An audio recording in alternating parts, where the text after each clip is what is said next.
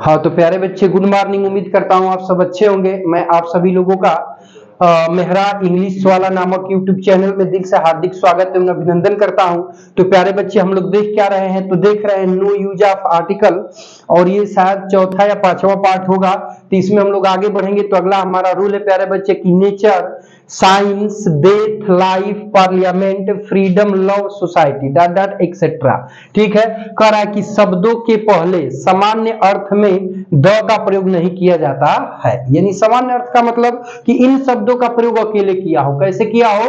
अकेले किया हो। तो जब इन सभी शब्दों का प्रयोग अकेले किया हो तो उस दशा में इनके पहले आर्टिकल द का प्रयोग नहीं किया जाएगा। ठीक है, ध्यान से समझिएगा। जैसे देखिए, कह रहा है कि the nature looks beautiful in the morning, प्रकृति सुबह में सुंदर दिखती है। ठीक है, तो प्रकृति सुबह में सुंदर दिखती है तो वो तो सही है, अच्छी बात है, परंतु नेचर के पहले यहाँ किसका सामान्य अर्थ में यूज हुआ है? सामान्य अर्थ का मतलब होता है अकेले यूज करना। बात समझ रहे हैं ना? जब किसी वर्ड का सामान्य अर्थ में यूज करे आर्टिकल के सेंस में, तो इसका मतलब ये हुआ कि उस वर्ड का प्रयोग अकेले किया हो। बात चीज समझ में आ रही है? और जब उस वर्ड का प्रयोग अकेले किया हो तो वही कहलाता है सामान्य अर्थ में। तो नेचर का प्रयोग यहाँ अकेले किया, तो इसका मतलब कि नेचर का प्रयोग किस सेंस में कर दिया? सामान्य अर्थ में।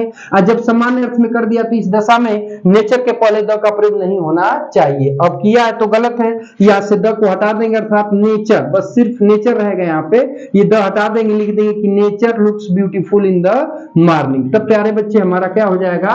ये स्टेटमेंट सही हो जाएगा। समझ आ रही है बात? ध्यान से समझिएगा। उसी तरह से अगला कथन है, the science has changed our life, विज्ञान ने हमारी जिंदगी बदल दी है। विज्ञान ने हमारे जीवन को बदल दिया है। देखिए, तो साइंस है प्यारे बच्चे, तो साइंस शब्द का प्रयोग यहाँ सामान्य अर्थ में हुआ है।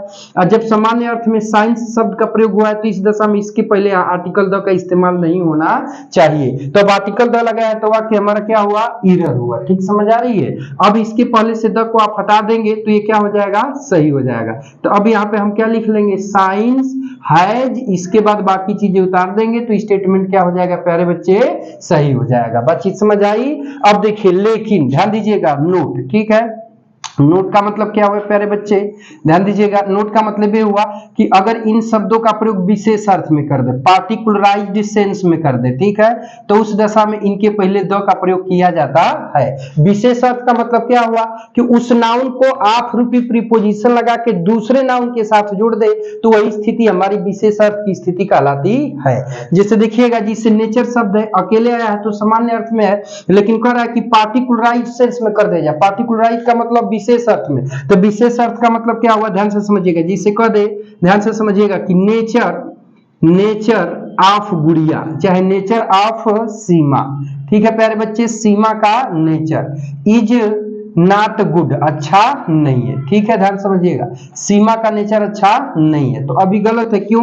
क्योंकि नेचर माने स्वभाव, तो इसको क्या किया है? आप प्रीपोजिशन लगाया है और फिर इसको जोड़ दिया है सीमा रूपी नाउन के साथ। तो हमने बताया था कि जब आप जिस नाउन को बोल रहा है उसको आप लगा के किसी दूसरे नाउन के साथ जोड़ दे तो वही स्थिति कहलाती है पार्टिकुलराइज्ड सेंस की, यानी विशेष अर्थ में इस्तेमाल होने की। तो अब नेचर को बोल रहा था तो नेचर को आप लगाया, आप लगा के सीमा रूपी नाउन के साथ जोड़ दिया, तो इसका मतलब कि नेचर का प्रयोग विशेष अर्थ में कर दिया। चाहे इन शब्दों में से किसी का भी प्रयोग आप लगा के दूसरे नाउन के साथ जोड़ के कर दे तो उस दशा में किस अर्थ में हो गए? विशेष अर्थ में हो गए, यानी पार्टिकुलराइज्ड सेंस में हो गए। तो इस दशा में नेचर के पहले आर्टिकल द आना चाहिए। तो प्यारे बच्चे, अब नहीं लगाया तो गलत है।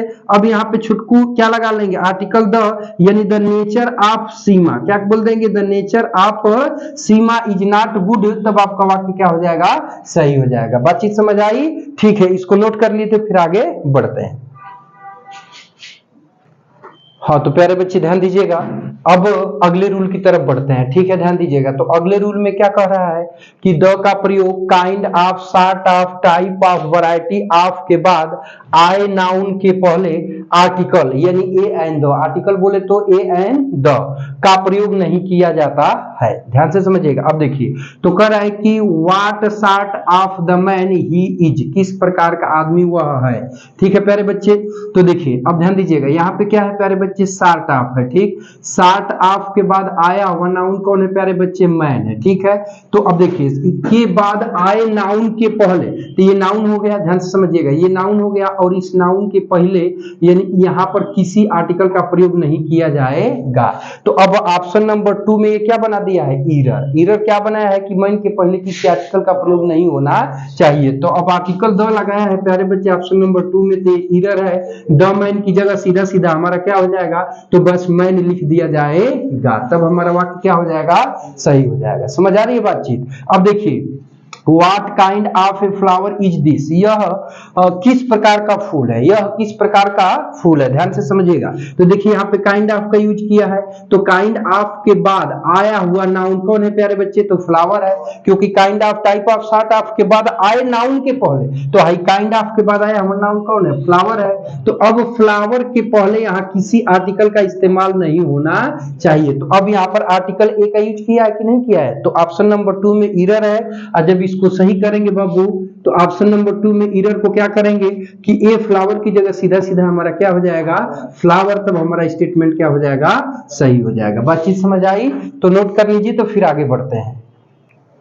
हाँ तो प्यारे बच्चे ध्यान दीजिएगा, अब कह रहा है अगले रूल में कि द का प्रयोग भोजनों के नाम के पहले नहीं किया जाता है। तो भाई भोजन के नाम का मतलब दाल चावल और रोटी सब्जी मत समझ लेना जी नन का, बात समझ में आ रहा है ना। भोजन का मतलब होता है कि एक निश्चित समय पर लिए जाने वाले फूड को ही हम क्या बोलते हैं बाबू, तो उसको जो है कि हम भोजन बोलते हैं। जैसे आपका देख रहे हैं ब्रेकफास्ट हो गया, लंच हो गया, डिनर हो गया, सफर हो गया, टी हो गया, एक्सेट्रा, तो यही आपके भोजन के नाम कहलाएंगे। और कह रहा है कि भोजनों के नाम के पहले भी द का प्रयोग नहीं किया जाता है, ध्यान से समझिएगा। तो कह रहा है कि we have the dinner at night, तो प्यारे बच्चे अब डिनर किसका नाम है प्यारे बच्चे, भोजन का नाम है, अतः इसके पहले आर्टिकल द का इस्तेमाल नहीं होना चाहिए। तो अब किया है प्यारे बच्चे, तो गलत है। यहां से जब द को हटा देंगे यानी वी हैव डिनर बस कर लेंगे, क्या कर लेंगे, we have dinner at night, तब हमारा स्टेटमेंट सही हो जाएगा। बातचीत समझ में आई, तो अब ये सही हो गया, ठीक है। मान लीजिए कह दिया कि द ब्रेकफास्ट, ध्यान दीजिएगा, कह दिया कि the breakfast is ready, the breakfast is ready, मतलब नाश्ता तैयार है, ठीक है प्यारे बच्चे। तो अब ये भी क्या है प्यारे बच्चे, मान लो ऑप्शन बना दिया नो ईरर, ठीक है। देखिए अब ऑप्शन के रूप में दे दिया, 4th नंबर डाल दिया, इसको 3rd नंबर डाल दिया, इसको 2 नंबर डाल दिया, इसको 1 नंबर में डाल दिया। तो अब आपका ऑप्शन नंबर 1 में ईरर है, क्यों, क्योंकि ब्रेकफास्ट भोजन का नाम है, अब भोजनों के नाम के पहले किसी आर्टिकल का प्रयोग नहीं किया जाता है। तो प्यारे बच्चे द यूज किया है, तो ऑप्शन नंबर 1 में गलत है।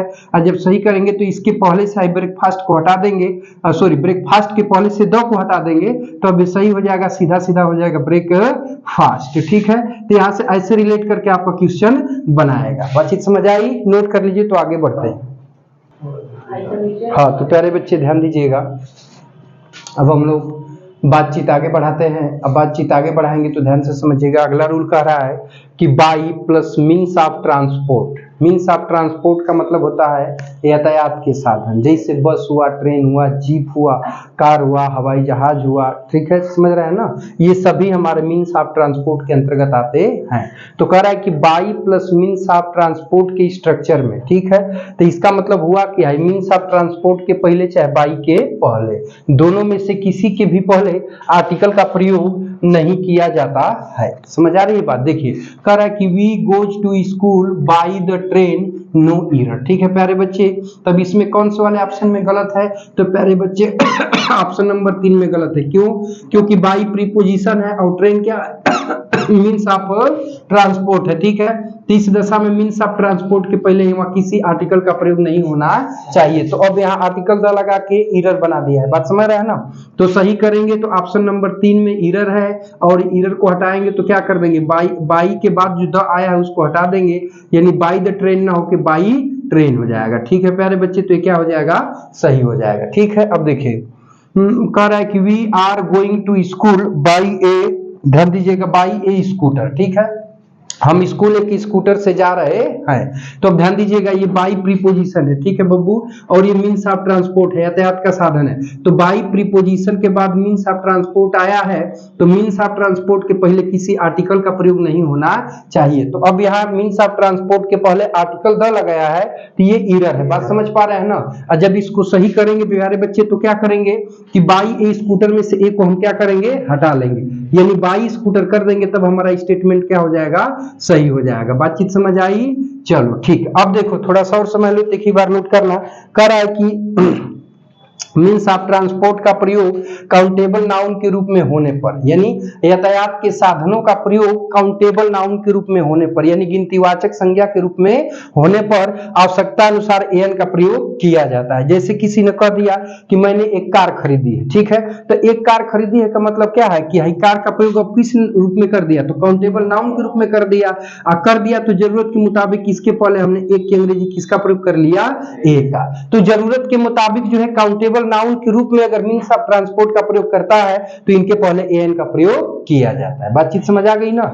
ठीक है भाई, देखिए हेलो, ठीक है, तो अब आगे बढ़ते हैं, नोट कर लो। हाँ तो प्यारे बच्चे अब ध्यान दीजिए, हम बढ़ते हैं अगले रूल की तरफ। तो हमारा अगला रूल क्या है कि द का प्रयोग छुट्टियों व त्योहारों के नाम के पूर्व नहीं किया जाता है, यानी छुट्टी या त्योहार का नाम देते। जैसे मान लो कि क्रिसमस हो गया, रिपब्लिक डे हो गया, गुड फ्राइडे हो गया, होली हो गया, दीपावली हो गया, दशहरा हो गया, ये छुट्टियों व त्योहारों के नाम है। बात समझ में आ रहा है ना? तो इनके नाम के पहले द का प्रयोग नहीं किया जाता। अब देखो क्रिसमस है, ठीक है, त्योहार का नाम है तो द यूज किया है तो गलत है, द को हटा दोगे सिर्फ क्रिसमस लिखोगे तो सही होगा। ऐसे ही द रिपब्लिक डे है, ठीक है, ये क्या है, छुट्टी का नाम है तो इसके पहले द लगाया है तो गलत है, द को हटा दोगे तो क्या हो जाएगा, सही हो जाएगा। ऐसे ही द गुड फ्राइडे, ये भी छुट्टी का नाम है तो इसके पहले आर्टिकल द नहीं आना चाहिए, तो द लगाया है तो गलत है, द को हटा दोगे तो सही हो जाएगा। बातचीत समझ आई? अब देखिए आगे कह रहा है नोट में कि लेकिन छुट्टियों व त्योहारों के नाम के साथ हॉलीडे या हॉलीडेज, ठीक है, शब्द जुड़ा होने पर इनके पहले द का प्रयोग किया जाता है। यानी देखो हाई न्यू ईयर है ना प्यारे बच्चे, तो अभी छुट्टी का नाम है लेकिन इसके साथ हॉलीडेज शब्द जोड़ दिया है ना, तो इस दशा में न्यू ईयर के पहले ही द का प्रयोग होना चाहिए, द का प्रयोग होना चाहिए, नहीं किया है तो गलत है। अब यहाँ द न्यू ईयर हॉलीडे कर दोगे तो क्या हो जाएगा, सही हो जाएगा। क्यों? क्योंकि इसके साथ हॉलीडे शब्द जुड़ा है। समझ आ रही है बात? अब देखो प्यारे बच्चे, कह रहा है कि दीपावली हॉलीडेज, ठीक है, दीपावली हॉलीडेज का मतलब कि दीपावली त्योहार का नाम है लेकिन इसके साथ ही हॉलीडेज शब्द को जोड़ दिया है, तो इस दशा में दीपावली के पहले आर्टिकल द आना चाहिए, तो अब नहीं लगाया है तो गलत है, द लगा दोगे तो क्या हो जाएगा, सही हो जाएगा। ठीक है प्यारे बच्चे, तो बस आज के लिए इतना रहने देते हैं, मिलते हैं नेक्स्ट वीडियो में। और प्यारे बच्चे अगर ये वीडियो इन्फॉर्मेटिव लगा हो तो एक जो है कि लाइक जरूर करिएगा, और ये वीडियो लग कैसा रहा है कमेंट बॉक्स में कमेंट करके जरूर बताना।